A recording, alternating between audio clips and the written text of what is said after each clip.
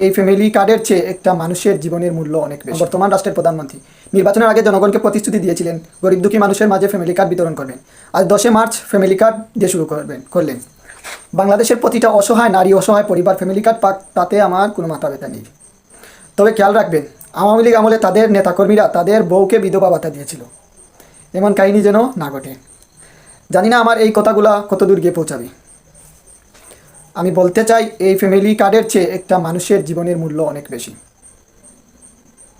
আপনি গণভবনে বসে সব দেখছেন, আপনার নেতাকর্মীরা প্রতিদিন প্রতিনিহত চাঁদাবাজি, সন্ত্রাসী, চিন্তাই করে যাচ্ছে।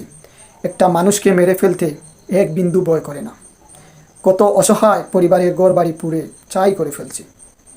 এই দেশের প্রতিটা জনগণের অধিকার আছে রাজনীতি করার, কথা বলার, যার যার ইচ্ছে মতো দল করবে। এটাই তো গণতান্ত্রিক দেশের সৌন্দর্য। কিন্তু আমি এতটুকুই বলতে চাই, স্বৈরাচার শেখ হাসিনার মতো দেশটারে চালাবেন না। আমরা একটা শান্তিপ্রিয় বাংলাদেশ চাই। এই দেশের তরুণ সমাজকে যদি পাশে পেতে চান, ন্যায় ইনসাফের বাংলাদেশ করেন। ইনকিলাব জিন্দাবাদ।